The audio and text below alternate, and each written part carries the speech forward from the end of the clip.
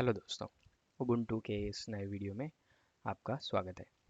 आज हम देखने वाले हैं पैकेज मैनेजमेंट। पिछले वीडियोस में हमने देखा ओवीएम पर उबुंटू को इंस्टॉल कैसे करें, और मैंने कहा था कि अगले वीडियोस में हम ओएस के अंदर यानी उबुंटू ओएस के अंदर कॉन्फ़िगरेशंस के बारे में डिस्कस करेंगे। तो आज के वीडियो में हम पैकेज मैनेजमेंट और पैकेज मैनेजमेंट के जो कॉन्फ़िगरेशंस हैं उनको देखेंगे। तो चलिए शुरू करते हैं।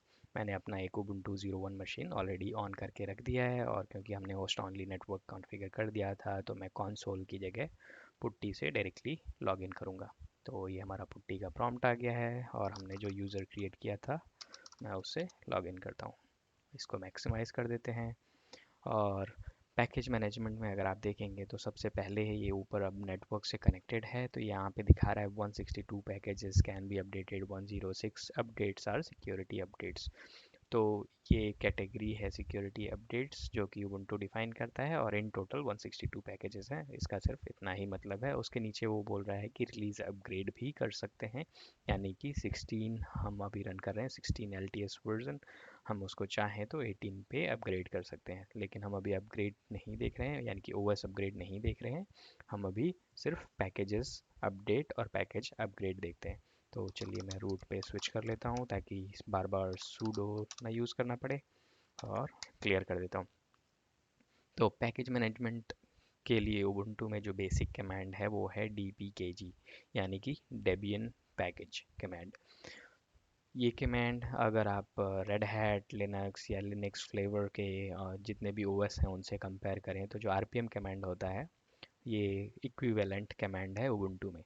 तो उसका सबसे पहला कमांड जो हम देखेंगे वो है dpkg-l, यानी कि लिस्ट, यानी कि list all packages which are installed on Ubuntu, right. तो ये हमारा आउटपुट ऐसे कुछ इस तरह आ जाता है, जहाँ पे वो नाम दिखा रहा है, वर्जन दिखा रहा है, आर्किटेक्चर दिखा रहा है, यानी कि वो 386 है, या अगर x86 64 होता है तो वहाँ पे x86 64 दिखाता, और उसके बारे में एक शॉर्ट डिस्क्रिप्शन की वो जो पैकेज है वो एग्जैक्टली है किस लिए, राइट। और ये जो पहला कॉलम है जो 3+ साइंस आपको दिख रहे हैं, इनके बारे में मैं डिटेल में आगे वीडियो में बताऊंगा कि ये क्या है जब ये चेंज होंगे तब। अभी अगर आप देखेंगे तो अभी आपको सारे पैकेजेस में आई दिखा रहा है, यानी कि सारे इंस्टॉल्ड पैकेजेस दिखा रहा है। ओके।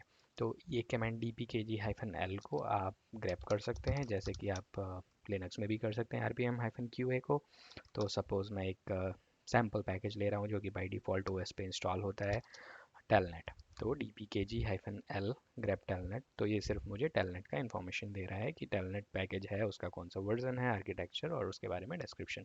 इसको अगर आप अदर वे करना चाहें विदाउट ग्रेप तो वो भी कर सकते हैं, जैसे कि rpm-q टेलनेट अगर लिनक्स वर्जन की बात करें तो वैसे ही यहाँ पे dpkg-l टेलनेट के साथ में वो सिर्फ टेलनेट का इन्फॉर्मेशन दिखा रहा है। इसको अदर वे में अगर आप और करना चाहें, यानी कि अगर आप चाहते हैं कि आ, एक ग्रुप ऑफ पैकेजेस दिखाए, तो जैसे मैं अगर चाहूँ कि मुझे ये सिर्फ वो पैकेजेस दिखाए जो ओएस के हैं, जो कि लिनक्स के साथ स्टार्ट होते हैं, तो ये मैं इसको ऐसे कुछ भी कर सकता हूँ कि लिनक्स हाइफन से जितने भी पैकेजेस हैं वो मुझे दिखाओ। और अगर आप यहाँ पे देखेंगे तो ये सिर्फ आपको लिनक्स के जो ओएस के पैकेजेस हैं जिसमें लिनक्स हाइफन है वो दिखा रहा है। तो ये सारे पैकेजेस कर्नल पैकेजेस हैं, है ना। तो चलिए अब नेक्स्ट कमांड पे बढ़ते हैं। तो dpkg का जो नेक्स्ट कमांड हम देखने वाले हैं वो है dpkg-l, यानी कि कैपिटल L टेलनेट। तो ये क्या दिखा रहा है हमको, ये दिखा रहा है सारे फाइल्स जो कि टेलनेट पैकेज ने इंस्टॉल किए हैं या जो टेलनेट पैकेज से रिलेटेड हैं इंस्टॉल होने के बाद। तो ये कमांड का इक्विवेलेंट अगर लिनक्स में अगेन आप देखेंगे तो होगा rpm-ql, यानी कि सारी लिस्टिंग ऑफ फाइल्स। तो यहाँ पे भी वो वैसे ही सारे फाइल्स लिस्ट करके दिखा रहा है। एंड इसका रिवर्स अगर आप देखें तो dpkg- कैपिटल S, और अगर आप किसी फाइल सपोज किसी बाइनरी का आप आइडेंटिफाई करना चाहते हैं कि ये बाइनरी आखिरकार किस पैकेज ने इंस्टॉल की है, तो आप उसको कुछ इस तरह dpkg-कैपिटल S के साथ देंगे, तो वो आपको पैकेज दिखा देगा कि किस पैकेज ने ये फाइल इंस्टॉल किया है। इसका लिनक्स rpm इक्विवेलेंट होगा rpm-qf और फाइल नेम। अगला कमांड हम जो देख रहे हैं dpkg हाइफन आर टेलनेट।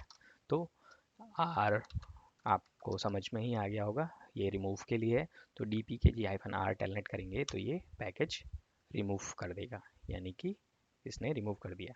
अब हम अपना dpkg हाइफन एल कमांड वापस से चलाते हैं टेलनेट के साथ और देखते हैं क्या दिखाता है। ये देखिए, तो यहाँ पर इसने टेलनेट दिखाया है, लेकिन अगर आप ये नोटिस करेंगे प्लस प्लस साइन, तो ये यहाँ पे आई की जगह अब आर सी दिखा रहा है। तो इसका मतलब क्या है? तो अगर ये प्लस प्लस साइन का जो डिस्क्रिप्शन है, जैसे मैंने बोला था कि मैं बाद में समझाऊंगा, तो ये जो 3 लाइंस हैं ये इसका डिस्क्रिप्शन है। तो जो पहले प्लस के नीचे जो आर लिखा हुआ है, आर का मतलब है रिमूव, यानी कि ये पैकेज रिमूव हो चुका है। उसके नीचे लिखा है सी, सी मतलब उसके कॉन्फ़िगरेशन फाइल्स जो हैं वो अभी भी सर्वर पर हैं, यानी कि पैकेज रिमूव हो गया है लेकिन कॉन्फ़िगरेशन फाइल्स हैं। इसीलिए अगर आप देखेंगे यहाँ पे ये वर्जन, आर्किटेक्चर और उसके बारे में डिस्क्रिप्शन अभी भी दिखा रहा है, राइट। और जो लास्ट प्लस है उसके नीचे आपको कुछ भी नहीं दिख रहा है, यानी कि ये एरर के लिए है। तो ये मोस्टली ब्लैंक ही रहेगा जब तक कि अगर आपने पैकेज किसी गलत तरीके से इंस्टॉल नहीं किया है, या पैकेज में कोई प्रॉब्लम आ गया है, डिपेंडेंसी रिमूव कर दिया है आपने किसी रीज़न से, या कुछ हो गया है, जब एरर आ जाएगा वो पैकेज के लिए, तब उसके नीचे वो दिखाएगा। ओके, अदरवाइज फर्स्ट टू जो हमारे प्लस हैं उनके नीचे ही एक ना एक एंट्रीज होगी। ओके, तो अब dpkg हाइफन एल टेलनेट करने के बाद हमको rc दिखा रहा है, यानी कि बोल रहा है कि रिमूव हो गया लेकिन कॉन्फ़िगरेशन फाइल्स हैं। तो हमको अगर कॉन्फ़िगरेशन फाइल्स भी रिमूव करने हैं तो उबुंटू में है पर्ज, यानी कि dpkg hyphen capital p telnet. तो ये क्या करेगा, ये कॉन्फ़िगरेशन फाइल्स भी रिमूव कर देगा। तो let's do the purge. Okay, अभी उसने देखो यहाँ पे बोल दिया purging configuration files for telnet, और अगर हम dpkg हाइफन एल टेलनेट वापस से करते हैं तो अभी ये यहाँ पे क्या दिखा रहा है, यू एन, यानी कि यू फॉर द फर्स्ट, यानी कि यहाँ पे अननोन, और एन यानी कि नॉट, यानी कि नॉट इंस्टॉल्ड। तो ये क्या बोल रहा है, जो टेलनेट पैकेज है ओएस के लिए अननोन है, यानी कि इसके बारे में कोई भी डिटेल्स ओएस पे नहीं है, और ये नॉट इंस्टॉल्ड है। तो ये है इस फर्स्ट जो कॉलम था 3 प्लस उनका डिस्क्रिप्शंस। ओके, तो अब अब dpkg से हम इसको इंस्टॉल कैसे करें, ये हमको देखना है। तो इसके लिए कमांड dpkg हाइफन आई, और जो पैकेज का नाम है, जैसे कि अगर आप RPM इक्विवेलेंट बोलें तो RPM हाइफन आई या RPM हाइफन यू अपग्रेड के लिए होता है, और उसके बाद में हम पैकेज का नाम देते हैं, राइट। तो यहाँ पे भी हम पैकेज का नाम देंगे, लेकिन उसके लिए हमको एक पैकेज डाउनलोड करना पड़ेगा, राइट। जैसे वहाँ पे हम डॉट RPM डाउनलोड करते हैं, यहाँ पे हम एक डॉट DEB डाउनलोड करेंगे। तो वो डाउनलोड करने के लिए अ, एक और कमांड देखते हैं, जहाँ से कि मैं एक इन्फॉर्मेशन उठाऊंगा, और वो क्या उठाऊंगा वो आपको बताता हूँ। तो देखते हैं dpkg hyphen hyphen print avail, और टेलनेट हमने यहाँ इंस्टॉल कर दिया है। तो चलिए एक दूसरा पैकेज उठाते हैं, टार, जो कि टार भी बाय डिफ़ॉल्ट ओएस पे इंस्टॉल होता ही है।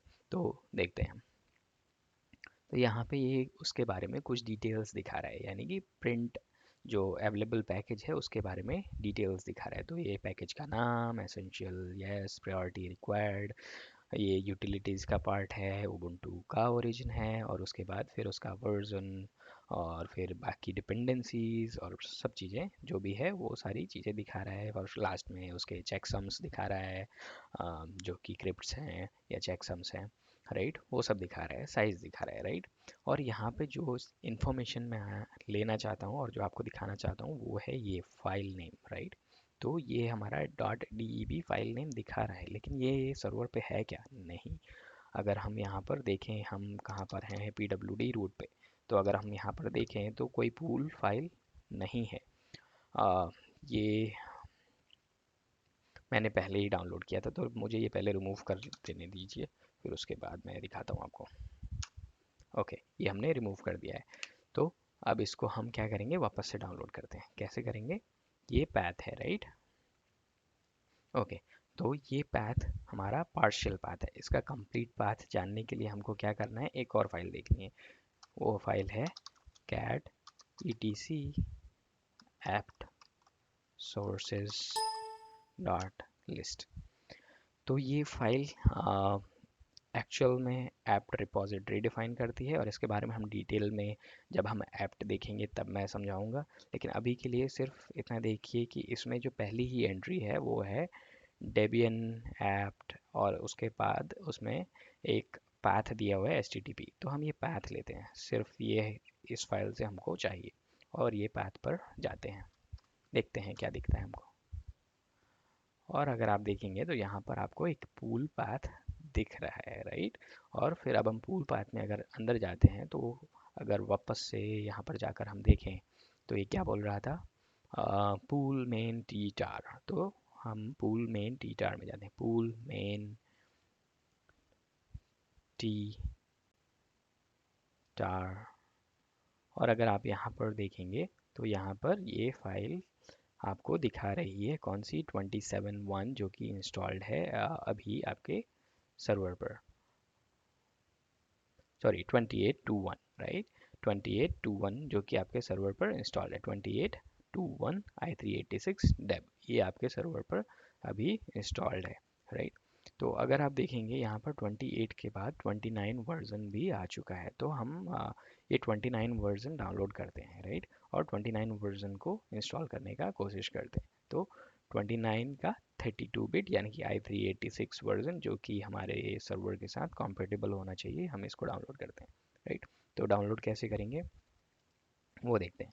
तो हम उसके लिए ये पाथ लेंगे जो हमने HTTP पाथ लिया, सॉरी ये नहीं, ये वाला HTTP पाथ, ओके। और wget के थ्रू हम इसको डाउनलोड करेंगे। तो wget HTTP, ये जो हमारा ubuntu का पाथ हमको रिपोजिटरी फाइल से मिला है, और उसके बाद पूल पाथ जो कि हमको dpkg print avail कमांड से मिला है। तो यहाँ तक तो ठीक है। अब हमको नया वर्जन चाहिए। अगर आप बोलेंगे देखेंगे तो पहले का वर्जन जो हमारा था वो था 28.2.1, और हम नया वर्जन डाउनलोड करना चाहते हैं। तो हम नया वर्जन डाउनलोड करते हैं यहाँ पे i386 टैब, इसको कॉपी कर लिया है और यहाँ पर पेस्ट कर दिया। तो ये wget कर रहे हैं। तो और ये देखिए पैकेज डाउनलोड हो गया है, राइट। और वापस से हम देखते हैं ये फाइल यहाँ पर आ गई है, करेक्ट। तो जो फाइल हमने वहाँ से डाउनलोड की है वो हायर वर्जन है जो कि हमारे सर्वर पे इंस्टॉल है। तो डेबियन या उबुंटू में इंस्टॉल और अपग्रेड के लिए कमांड सेम है, dpkg-i। आप सिर्फ नया वर्जन जो पैकेज है वो साथ में दें, वो ऑटोमेटिकली उसको अपग्रेड या इंस्टॉल करेगा, ओके। तो लेट्स डू द dpkg-i, और जो हमारा डेबियन हम पैकेज हमने अभी डाउनलोड किया है वो, ओके। तो ये क्या करता है, तो इसने इंस्टॉलेशन स्टार्ट कर दिया है, ओके। और उसने बोला कि पैकेज इंस्टॉल हो गया है। तो हम dpkg-l वापस से टार करके देखते हैं, dpkg-l टार, ये करके देखते हैं। तो अब अगर आप देखेंगे तो यहाँ पे वर्जन ये दिखा रहा है 129b2, यानी कि उसने जो नया वर्जन था 129b2 जो हमने डाउनलोड किया wget के थ्रू, वो इंस्टॉल कर दिया है, करेक्ट। तो ये है हमारा इंस्टॉलेशन। dpkg में यही कमांड्स होंगे जो कि मोस्ट ऑफ द टाइम्स आपको यूज़ होंगे, जैसा कि rpm में भी मोस्ट ऑफ द टाइम्स आपको ऐसे ही सिमिलर कमांड्स यूज़ आते हैं। तो dpkg में भी हमको यही कमांड्स यूज़ में आएंगे। अगर आपको और dpkg के बारे में देखना है तो आप प्रीटी कॉमन dpkg का जो मैनुअल है वो देख सकते हैं, और उसमें जो भी ऑप्शंस हैं आप OVM पर एक ubuntu OS इंस्टॉल कीजिए, जैसे प्रीवियस वीडियोस में दिखाया है, और ये जो सारे ऑप्शंस हैं वो ट्राई कर सकते हैं, ओके। तो ये हो गया dpkg। और अब हम जाते हैं अपना नेक्स्ट जो पैकेज मैनेजमेंट कमांड है ubuntu पर, वो देखने के लिए। तो ये है apt apt apt get apt cache apt mark, ये सब एक apt फैमिली ऑफ कमांड हैं। तो इसमें मेजॉरिटी ऑफ टाइम्स आप सारा काम apt के थ्रू कर सकते हैं। आपको apt cache apt mark या apt get पूरा कमांड देने का ज़रूरत नहीं पड़ेगा। सिर्फ apt के साथ आप सारे कमांड्स रन कर सकते हैं। और apt का इक्विवेलेंट अगर आप लिनक्स पे बोलें तो yum होता है। तो चलिए अब apt देखते हैं। तो अगेन हम लिस्टिंग से स्टार्ट करेंगे, apt लिस्ट। तो ये हमको सारी पैकेजेस की लिस्टिंग दिखा देगा, जो भी पैकेजेस सर्वर्स पर इंस्टॉल्ड हैं, अवेलेबल हैं, राइट। तो इसने सारे पैकेजेस का जो लिस्ट है वो दिखा दिया।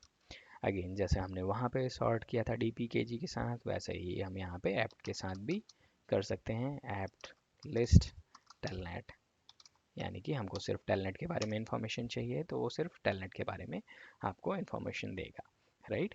तो ये यहाँ पे आपको सारे पैकेजेस और पैकेजेस के डिटेल्स दिखा रहा है। नेक्स्ट कमांड हम जो देख रहे हैं वो है apt search telnet।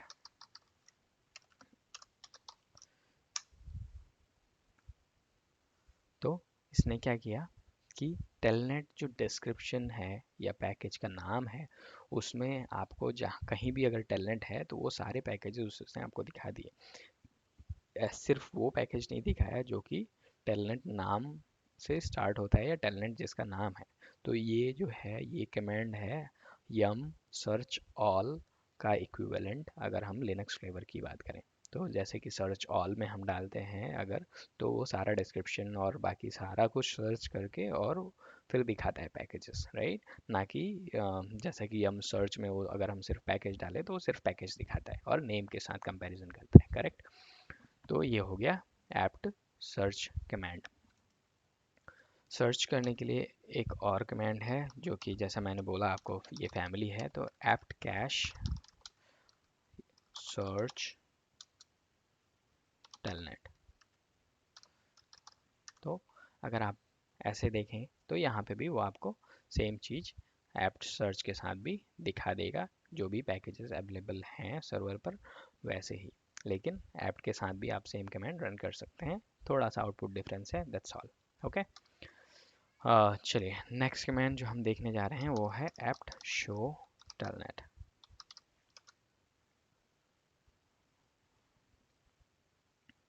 ओके तो ये डिटेल्स सिमिलर टू जो हमने एक कमांड रन किया था dpkg के साथ, dpkg print available tar, वो कमांड का इक्विवेलेंट है apt में। तो apt show telnet, तो अगर आप देखेंगे यहाँ पे भी path जो हमने वहाँ से उठाया था वो दिखा रहा है, और उसके बाद फिर यहाँ पर बग्स का पाथ दिखा रहा है, वर्जन दिखा रहा है एंड ऑल दैट, राइट।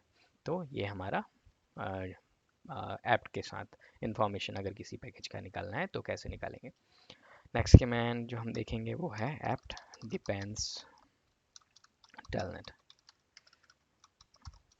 तो ये दिखाता है कि जो apt पैकेज है उसकी किस किस पैकेजेस पर डिपेंडेंसीज हैं, राइट। तो ये apt depends telnet। और सेम वे ये इसमें है एक कमांड r depends, यानी कि रिवर्स डिपेंडेंसी, यानी कि कौन कौन से पैकेजेस टेलनेट पे डिपेंडेंट है, राइट। तो ये उसका रिवर्स डिपेंडेंसी, तो R depends, right. Next command जो हम देखने जा रहे हैं वो है apt remove। तो apt remove telnet आई, राइट। सो यहाँ पर ये बोल रहा है कि टेलनेट इंस्टॉल नहीं है क्योंकि dpkg के साथ हमने ऑलरेडी अनइंस्टॉल कर दिया था। तो अनइंस्टॉल करने के लिए हम वापस से एक काम करते हैं, इसको इंस्टॉल कर लेते हैं। तो पहले इंस्टॉल कमांड देख लेते हैं। तो apt install telnet, तो सिंपल जैसा रिमूव वैसे ही इंस्टॉल, और ये इक्विवेलेंट है yum इंस्टॉल या yum रिमूव लिनक्स फ्लेवर में, राइट। तो अब पैकेज इंस्टॉल्ड हो गया है, तो हमने yum इंस्टॉल देख लिया। तो और वापस से हम इसको yum रिमूव apt रिमूव करते हैं। तो apt remove telnet, और अब ये कंफर्मेशन मांग रहा है कि do you actually want to remove it, yes, और ये अब रिमूव कर रहा है, राइट। तो रिमूव हो गया। तो सेम वे, लेकिन जैसा कि हमने dpkg में देखा था कि ये रिमूव करने के बाद भी completely पर्ज नहीं करता है, राइट। तो सेम वे apt में भी ये पर्ज नहीं करता है। तो अगर हम dpkg-l telnet देखते हैं तो ये अभी यहाँ पे RC दिखा रहा है जैसा कि उसने वहाँ पर दिखाया था रिमूव के साथ में, DPKG-R के साथ में। तो यहाँ पर भी हमको इसको अगर कम्प्लीटली रिमूव करना है तो एप्ट रिमूव की जगह एप्ट पर्ज करना पड़ेगा, यानी कि उसका पूरा कॉन्फ़िगरेशन अगर हमको रिमूव करना है, कम्प्लीटली अनइंस्टॉल करना है, तो apt purge telnet and hit yes, और उसके बाद ये उसके कॉन्फ़िगरेशन फाइल्स पर्ज कर देगा। और जो हमारा सिचुएशन पहले था dpkg-l telnet करके हम देखेंगे तो वो अनइंस्टॉल हो चुका है, right. Okay, next command apt में जो हम देखने जा रहे हैं वो है एप्ट अपडेट। तो एप्ट अपडेट क्या करता है, सारे पैकेजेस जो भी अवेलेबल हैं टू डाउनलोड अपडेट करने के लिए वो करता है। इसका इक्विवेलेंट अगर यम में बोले तो it is yum download only. Okay, तो ये सिर्फ चेक करेगा सारे रिपोजिटरीज में कि कौन कौन से पैकेजेस का अपडेट है और उनके लिए एक लिस्ट बनाएगा कि कौन से पैकेजेस अपग्रेड हो सकते हैं, राइट। तो अगर आप देखें तो आउटपुट में ही उसने बोल दिया है ऐप लिस्ट अपग्रेडेबल। अगर आप रन करते हो तो आपको अवेलेबल पैकेजेस जो कि अपग्रेड हो सकते हैं वो दिखाएगा। तो चलिए हम यहाँ से ही कॉपी करते हैं और रन करते हैं। तो ये देखिए, तो ये इसने सारे पैकेजेस दिखा दिए जो कि अपग्रेड हो सकते हैं। तो अगर आप यहाँ पर देखेंगे तो सबके सामने ये दिखा रहा है अपग्रेडेबल फ्रॉम, राइट, यानी कि ये हमारा अभी करंट वर्जन है और ये हमारा अवेलेबल वर्जन है। तो अगर आप डिफरेंस देखेंगे तो यहाँ पे 1.4 है, यहाँ पे 1.2 है। तो ये वर्जन हमारा अभी इंस्टॉल्ड है, ये वर्जन पे हम जा सकते हैं। तो टेलनेट हमने ऑलरेडी अनइंस्टॉल कर दिया है और उसके साथ बहुत खेल चुके हैं। तो अब हम एक नया पैकेज लेते हैं, विम। ओके, और विम मैं इसलिए ले रहा हूँ क्योंकि हम इसके साथ में अब अनइंस्टॉल देखेंगे या अपग्रेड देखेंगे तो डिपेंडेंसीज कैसे देख सकते हैं, या डिपेंडेंसीज के साथ अनइंस्टॉल या रीइंस्टॉल कैसे करेंगे वो भी देखेंगे। ओके, तो चलिए देखते हैं dpkg-l विम। तो ये क्या दिखाता है, तो अभी ये क्या बोल रहा है, यहाँ पे इंस्टॉल्ड है, राइट। विम अप्रूव्ड उसका डिस्क्रिप्शन। तो अगला कमांड जो हम देखते हैं उसका है apt install apt install vim। तो ये क्या करेगा, ये करेगा अपग्रेड उस पैकेज को। तो अगर आप यहाँ पर देखें तो ये क्या बोल रहा है कि ये फॉलोइंग आर द डिपेंडेंसीज, यानी कि जब हम विम अपग्रेड कर रहे हैं तो ये 3 पैकेज जो हैं वो भी उसके साथ में अपग्रेड हो जाएंगे। और बोल रहा है फॉर अपग्रेडेड, राइट। तो यहाँ पर भी हमारे पास अपग्रेड कमांड मतलब ऐप्ट अपग्रेड नहीं यूज़ करेंगे, ऐप्ट इंस्टॉल यूज़ करेंगे और जो भी वो अवेलेबल पैकेज रहेगा उसको अपग्रेड कर देगा। ओके, तो यहाँ पर हम यस एंटर करते हैं और उसने देखिए डाउनलोड पैकेजेस स्टार्ट कर दिया है वहाँ से।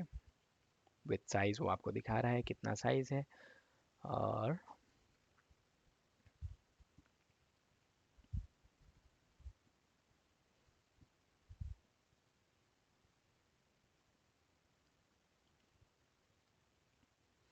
इंस्टॉलेशन देखिए स्टार्ट हो चुका है, प्रोग्रेस नीचे दिखा रहा है 33%।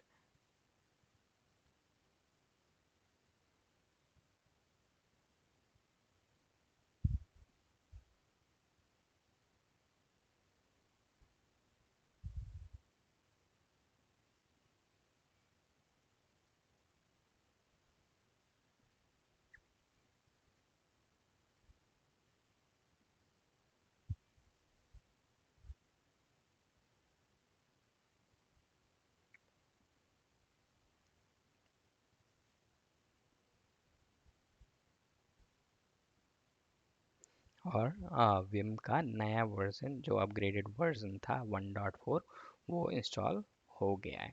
तो एक काम करते हैं, अब वापस से हम एक जो ऐप्ट अपडेट कमांड रन किया था हम वापस से वो कमांड रन करते हैं, ऐप्ट अपडेट। ओके, तो देखते हैं क्या करता है ये। और उसके बाद वापस से हम अपग्रेडेबल अगर देखें, या अपग्रेडेबल के पहले अगर हम देखना चाहें कि हमने जब रन किया था तो यहाँ पर इसने कितने पैकेजेस दिखाए थे, यहाँ पर इसने दिखाए थे 158 पैकेजेस और अब आप देखेंगे 154 पैकेजेस, यानी कि विम के साथ उसने जो 4 पैकेजेस अपग्रेड किए हैं वो उसने कम कर दिए हैं, यानी कि विम अपग्रेड हो गया है। और अगर आप ऐप लिस्ट अपग्रेडेबल चेक करेंगे तो वहाँ पर आपको विम नहीं दिखेगा। ये देखिए विम यहाँ से गायब हो चुका है, यानी कि आपका जो अपग्रेडेबल पैकेजेस का लिस्ट है वो अपग्रेड हो गया है यम अपडेट रन करने के बाद। ओके ओके, जो नेक्स्ट कमांड हम देखने वाले हैं वो है apt कैश पॉलिसी विम। तो अगर आप ये कमांड देखेंगे तो इसमें ये क्या दिखा रहा है, ये दिखाता है कि आपके सर्वर पर अभी इंस्टॉल्ड पैकेज कौन सा है और अवेलेबल पैकेज यानी कि जो कैंडिडेट है वो पैकेज कौन सा है, राइट। और उसके बाद आपको ये वर्जन्स यहाँ पर दिखा रहा है जो अवेलेबल पैकेजेस हैं। तो अगर आप ये देखेंगे तो ये है एक लोअर वर्जन, यानी कि डॉट 4 यहाँ पर नहीं है, यहाँ पर 1.4 है, यहाँ पर उबुंटू 1 है सिर्फ, राइट। तो ये पैकेजेस दिखा रहा है कि दो पैकेजेस अभी रिपोजिटरी से अवेलेबल हैं। ओके, और यहाँ पर ये दिखा रहा है 500 और 100। इसका क्या मतलब है, इसका मतलब है 500 यानी कि अवेलेबल पैकेजेस और जो 100 है यानी कि इंस्टॉल्ड पैकेजेस। ओके, एक और कमांड जो हम देखने जा रहे हैं वो है apt hyphen apt show hyphen a vim। तो ये भी सिमिलर कमांड है जो कि हमने अभी देखा। तो यहाँ पर भी वो दो पैकेजेस जो अवेलेबल हैं वो दिखा रहा है, जैसे कि यहाँ पर देखिए 1.4 और यहाँ पर उबुंटू 1। तो अगर आप आर यम इक्विवेलेंट कमांड बात करें तो यम इन्फो और पैकेज का नाम हम जब आप देते हैं तो वहाँ पर भी वो आपको लिनक्स फ्लेवर में आपको दिखाता है कि कौन कौन से पैकेजेस अवेलेबल हैं, इंस्टॉल्ड हैं या अवेलेबल हैं, राइट। तो वैसे ही यहाँ पर ये दिखा रहा है कि ये पैकेज भी अवेलेबल है और ये पैकेज है जो कि इंस्टॉल्ड है, राइट।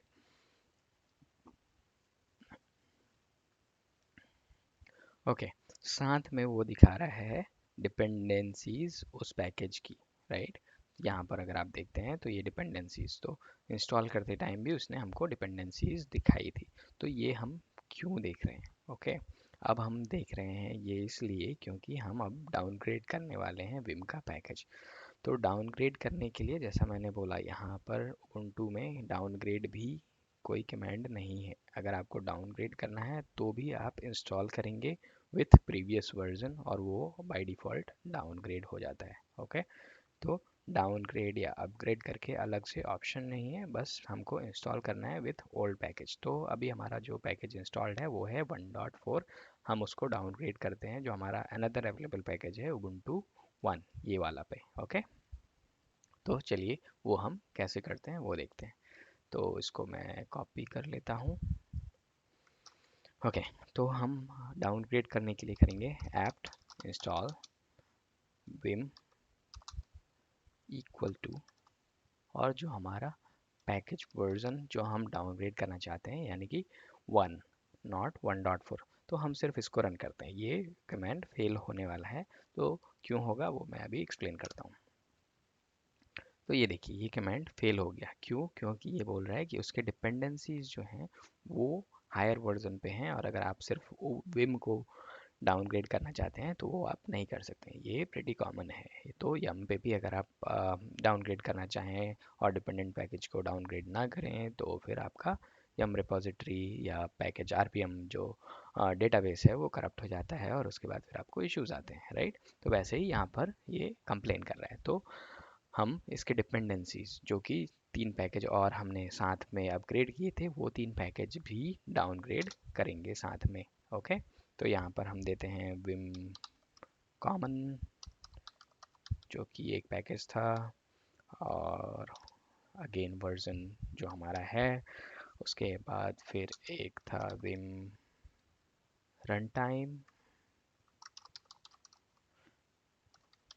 वापस वर्जन, और एक और लास्ट पैकेज जो था वो था विम टाइनी। ओके, वो था विम टाइनी। तो विम टाइनी और फिर सेम वर्जन यहाँ पर ऐसे डाल दिया। तो अब हम ये कमांड रन करेंगे तो हमारा जो विम का वर्जन है वो डाउनग्रेड हो जाना चाहिए। ये देखिए इसने एरर नहीं दिया, ये कंफर्मेशन मांग रहा है। तो हिट यस और डाउनग्रेड डाउनग्रेड स्टार्ट हो गया है।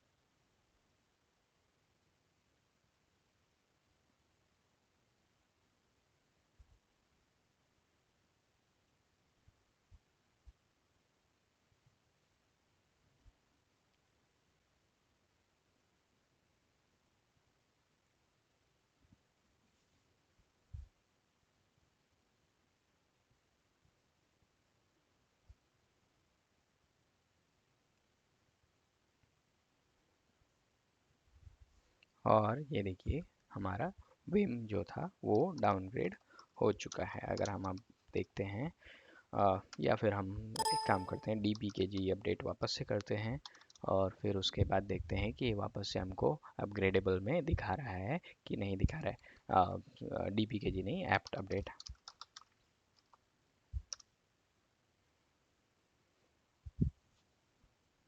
ओके, और वापस से ऐप्ट लिस्ट अपग्रेडेबल हम देखते हैं क्या करता है। तो यहाँ पर हमको वापस से विम का अपग्रेड दिखना चाहिए और ये देखिए ये वापस से यहाँ पर लिस्ट में आ गया है कि आपका जो करंट वर्जन है ubuntu 1 है और 1.4 है जो अवेलेबल है।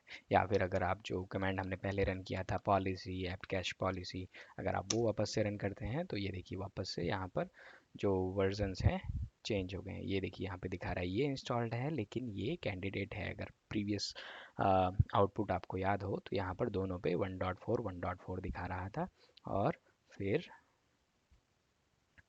दोनों कैंडिडेट सेम थे।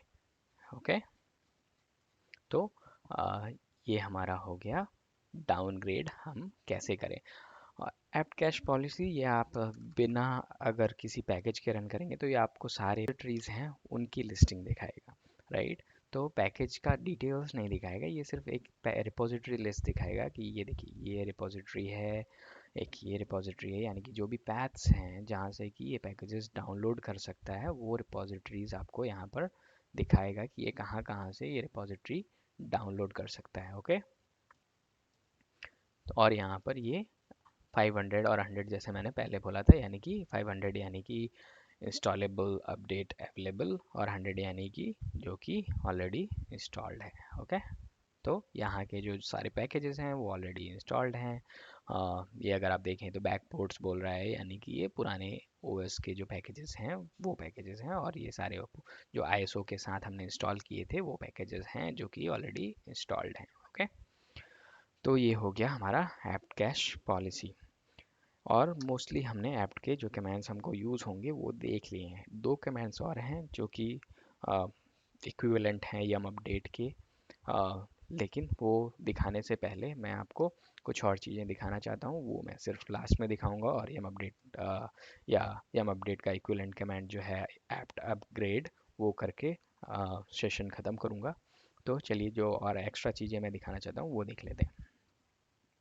तो वो एक्स्ट्रा चीज़ें हैं कॉन्फ़िगरेशन हमारा रिपोजिटरीज़ का। तो जो हमने ऐप्ट कैश पॉलिसी देखा वो रिपोजिटरीज़ दिखा रहा था, तो वो रिपोजिटरीज़ दिखा कहाँ से रहा था।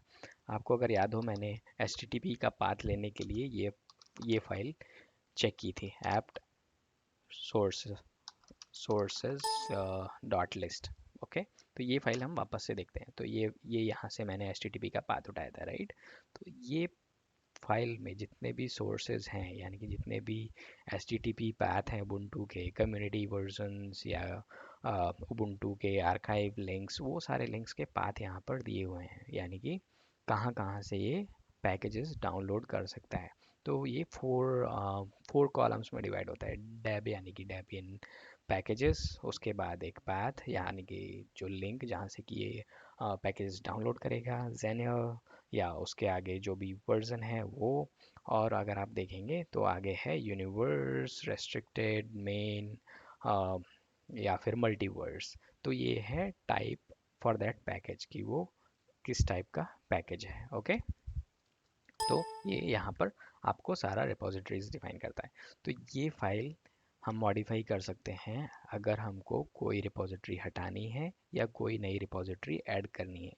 तो नई रिपोजिटरी ऐड कैसे करेंगे वो हम देखते हैं। एक सी डी रोम यानी कि एक आईएसओ फाइल जो हमने जो डाउनलोड की थी, उस सी डी फाइल को, आईएसओ फाइल को हम एक रिपोजिटरी की तरह जो कि हम यम पे भी कर सकते हैं वहाँ पर ऐड करके, वैसे ही हम यहाँ पर एक सोर्स में ऐड करके रिपोजिटरी फाइल क्रिएट करेंगे।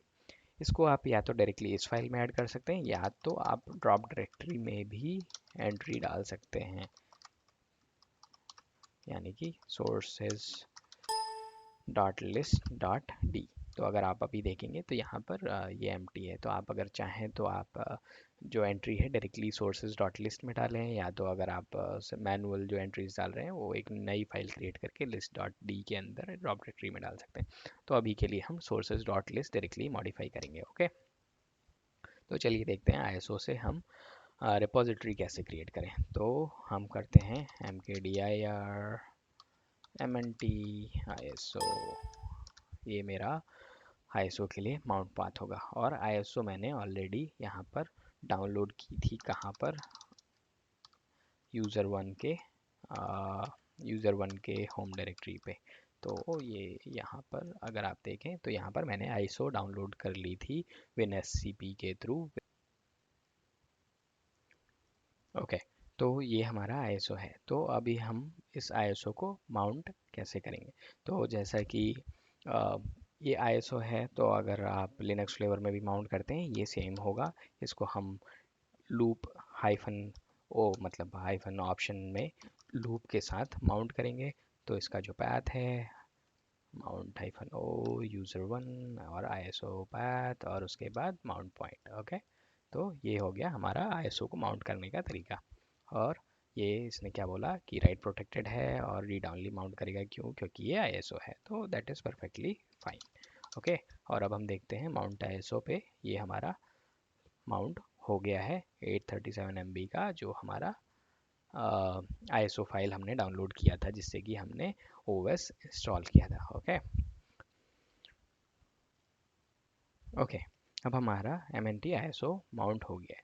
लेकिन उसमें अगर आपको याद है तो हमने आ, देखा था कि जो कॉलम्स थे उसमें जो बीच का सेकंड कॉलम था वो था HTTP का पाथ। तो HTTP के पाथ की जगह हमको यहाँ पर फाइल का पाथ देना पड़ेगा। तो फाइल का पाथ हमको किस फॉर्मेट में देना होता है वो हम देखते हैं। ओके, तो यहाँ पर हम देखते हैं कि हमारा ISO में एग्जैक्टली एंट्री है क्या। तो mnt ISO, तो यहाँ पर हमारे पास ये सारे डायरेक्टरीज हैं वो ISO में। और हमको यहाँ पे देखना है डिस। तो ये हमारा ISO का पाथ अगर आप देखेंगे यहाँ पर भी Xenial है। और ये है हमारा रिलीज फाइल। तो हमको रिलीज फाइल जो पाथ है वो उस रेपोजिटरी में उसको पता होना चाहिए कि हमको रिलीज फाइल कहाँ मिलेगी। तो वो हम कैसे डिफाइन करते हैं वो देखते हैं। ओके, तो हम यहाँ पर इसको डायरेक्टली मॉडिफाई करेंगे। तो डेब जो हमारा फर्स्ट कॉलम था और उसके बाद फाइल कॉलन 3 स्लैसेस फिर mnt हाइफन ISO। ओके, और स्लैश, और उसके बाद जो हमारा फर्स्ट डायरेक्टरी हमने देखा था डिस में वो था Xenio, यानी कि Xenio। और उसके बाद हम इसको बोलेंगे मेन, यानी कि ये मेन पैकेजेस हैं जो कि डायरेक्टली OS से हैं, और इसको हम टाइप देंगे कंट्रीब्यूटर का। ओके, तो ये हमारा एंट्री होगा। अगर आप कोई पाथ ऐसा देते हैं जहाँ पे कि रिपोजिटरी नहीं है, और अगर अगर ये Xenial की जगह आप कुछ और गलत पाथ देंगे तो वो रिपोजिटरी के लिए कंप्लेन करेगा। इसलिए मैंने एक्सप्लेन किया कि आपको वहाँ पर एग्जैक्टली क्या देना है। ओके, और उसके बाद हम इसको राइट करते हैं etc apt sources dot list. Okay, तो ये हमारा हमने फाइल अपडेट कर दिया है। और अब हमको क्या करना है, हमारा पॉलिसी जो था वो वापस से चेक करना है। तो चलिए वापस से ऐप कैश पॉलिसी चेक करते हैं और देखते हैं ये क्या करता है।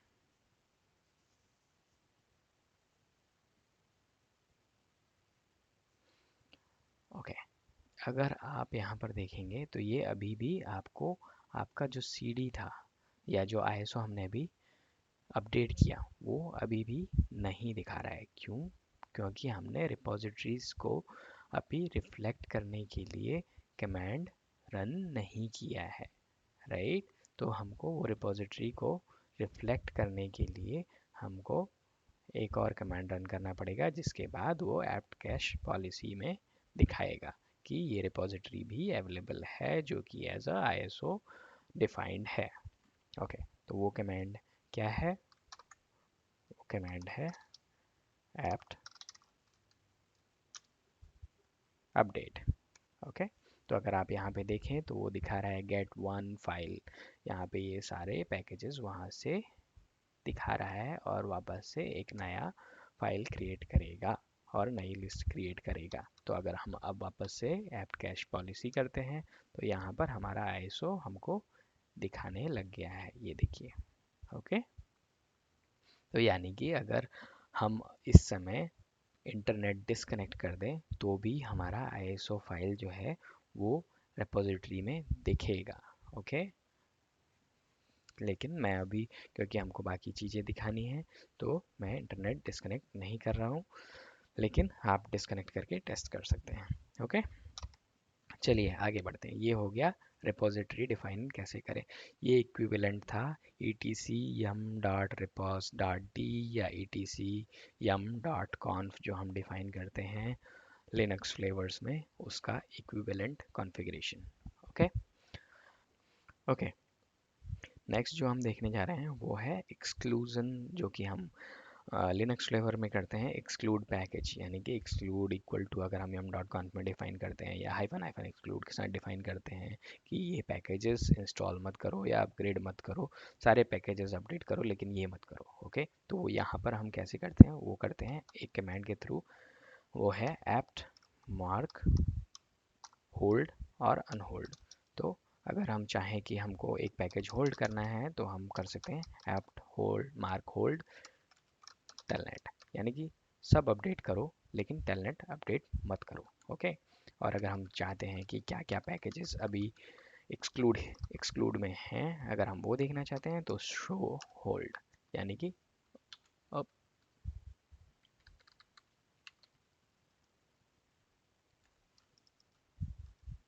या हाइफन नहीं है बीच में, ऐप मार्क शो होल्ड, तो ये दिखा रहा है कि टेलनेट पैकेज अभी होल्ड पे डला हुआ है, यानी कि सारे पैकेजेस अपडेट होंगे लेकिन टेलनेट अपडेट नहीं होगा। अगर इसको हमको हटाना है तो सेम जो हमने होल्ड किया था उसको सिर्फ नो होल्ड कर देंगे और अनहोल्ड कर देंगे। तो यहाँ पर कैंसल्ड होल्ड ऑन टेलनेट, और हम वापस से अगर शो होल्ड देखते हैं तो ये कोई पैकेज नहीं दिखा रहा है, यानी कि कोई भी पैकेज एक्सक्लूड लिस्ट में नहीं है। तो ये है तरीका उबुंटू में किसी पैकेज को एक्सक्लूड करने का। ओके, अब एक और चीज़ जो हम देखना जा रहे हैं वो है कॉन्फ़िगरेशन फाइल, जो कि dpkg पैकेजेस हम इंस्टॉल करते हैं या ऐप का जो हम पैकेज इंस्टॉल करते हैं उसका हिस्ट्री या लॉग फाइल कहाँ जनरेट होता है, वो है ये cat where log dpkg.log। तो अगर आप यहाँ पर देखें तो ये विथ टाइम स्टैम्प आपको सारे पैकेजेस दिखा रहा है, कब इंस्टॉल हुए कब नहीं हुए, और अगर आप लास्ट में देखें तो ये सारे विम पैकेजेस जो हमने अभी इंस्टॉल किए अनइंस्टॉल किए और जो भी किया हमने उसके साथ, वो सारे पैकेजेस यहाँ पर दिखा रहा है कि हमने उसके साथ क्या क्या किया। ओके, dpkg के साथ। और सिमिलरली हमारे पास है ऐप का लॉग फाइल जो कि है where apt where log apt history dot log। तो यहाँ पर भी अगर आप देखें तो apt के साथ जो भी कमांड्स हमने रन किए वो यहाँ पर दिखा रहा है, यानी कि apt install apt purge जो भी कमांड्स हमने रन किए वो यहाँ पर दिखा रहा है। अब जब मैं ये लॉग फाइल देख रहा हूँ और हम यहाँ पर देख रहे हैं कमांड लाइंस कि हमने क्या क्या कमांड रन किए, तो मुझे लिनक्स इक्विवेलेंट कमांड याद आता है यम हिस्ट्री, जहाँ पर वो दिखाता है कि क्या कमांड रन किए और क्या क्या इंस्टॉल हुआ, रिमूव हुआ या अपग्रेड हुआ। तो एग्जैक्टली यम हिस्ट्री जैसा कमांड उबुंटू में नहीं है, लेकिन ये लॉग फाइल में आपको वो सारे डिटेल्स मिल जाते हैं कि कौन कौन सा पैकेज इंस्टॉल हुआ और क्या कमांड कब रन हुआ था।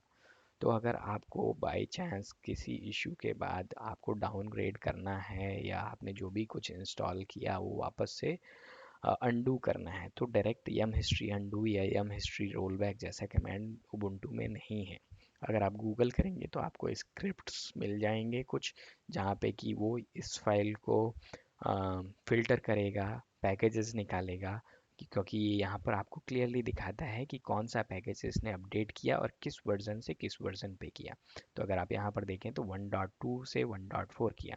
तो आपको अगर सिर्फ डाउनग्रेड करना है तो आपको इन्फॉर्मेशन ये चाहिए कि विम कॉमन का ये वर्जन, राइट। तो ये इन्फॉर्मेशन को पार्स करके स्क्रिप्ट के थ्रू आपको स्क्रिप्ट मिल जाएंगे अगर आप गूगल पे सर्च करेंगे, टू कम्प्लीटली डाउनग्रेड और अनडू वॉट जो आपने किया। ओके, लेकिन मैं वो कवर नहीं करूँगा क्योंकि वो उबुंटू का ओएस का पार्ट नहीं है या वो स्टैंडर्ड पार्ट नहीं है। वो आ, लोगों के अपने अपने स्क्रिप्ट्स हैं, आप अपने खुद के लिख सकते हैं, मैं अपना स्क्रिप्ट खुद का बना सकता हूँ, इसलिए मैं उसको यहाँ पर नहीं दिखाऊंगा। ओके, और अब हम पहुँच गए हैं उबुंटू में ऐप्ट या पैकेजिंग का लास्ट कमांड जो कि मैं इस सेशन में दिखाने जा रहा हूँ। वो है ऐप्ट अपग्रेड, यानी कि completely अपग्रेड द पैकेजेस। जो भी पैकेजेस अवेलेबल हैं 154 158 पैकेजेस जो भी अवेलेबल हैं, यानी कि जैसे कि हम यम अपडेट रन करते हैं वैसे ही ऐप्ट अपग्रेड रन करेंगे सारे पैकेजेस अपडेट करने के लिए। उबुंटू में एक ऐप्ट अपग्रेड है और एक ऐप्ट फुल अपग्रेड कमांड भी है। तो दोनों में डिफरेंस क्या है? तो डिफरेंस है ये कि अपग्रेड जो है वो आपका इंस्टॉल करेगा पैकेजेस, लेकिन अगर वो इंस्टॉल करने के साथ पुराने पैकेजेस रिटेन कर सकता है, यानी कि बोथ वर्जन साइमल्टेनियसली अगर सर्वर पर रह सकते हैं तो वो उनको अनइंस्टॉल नहीं करेगा और दोनों वर्जन्स को सर्वर पर रखेगा, उनके कॉन्फ़िगरेशंस रखेगा और अपग्रेड करेगा। ओके, और अगर फुल अपग्रेड करते हैं तो वो क्या करता है, पुराने वर्जन्स जो हैं वो सारे रिमूव कर देगा, उनके कॉन्फ़िगरेशंस रिमूव कर देगा और कम्प्लीटली न्यू पैकेजेस जो इंस्टॉल किए हैं वो इफ़ेक्टिव हो जाएंगे। तो फुल अपग्रेड थोड़ा रिस्की होता है, तो हम यहाँ पर ऐप्ट अपग्रेड करेंगे और ये इसको हम हिट करते हैं और ये अब देखिए इसने पैकेजेस दिखा दिया कि ये पैकेजेस 158 पैकेजेस अपग्रेड करेगा, 5 न्यूली इंस्टॉल्ड पैकेजेस होंगे, टोटल स्पेस उसको कितना चाहिए, कौन कौन से पैकेजेस यहाँ पर इंस्टॉल करेगा, ये सारी चीज़ें उसने दिखा दिया। ओके, और यहाँ पर कर्नल के पैकेजेस भी वो दिखा रहा है कि ये न्यू पैकेजेस इंस्टॉल होंगे, राइट। अब हम यहाँ पे एंटर हिट करते हैं। ओके दोस्तों, तो अब आप देख सकते हैं कि इसने पैकेजेस डाउनलोड करना स्टार्ट कर दिया है और उसके बाद ये इंस्टॉल करेगा, लेकिन ये सब करने में इसे समय लेगा और मैं आपका और समय ज़ाया नहीं करूँगा और इस सेशन को यहीं पर ख़त्म करूँगा और ये पैकेज अपडेट को चलने दूँगा। तो अगली वीडियो में हम उबुंटू ओएस के अंदर और कॉन्फ़िगरेशंस देखेंगे। अभी के लिए धन्यवाद।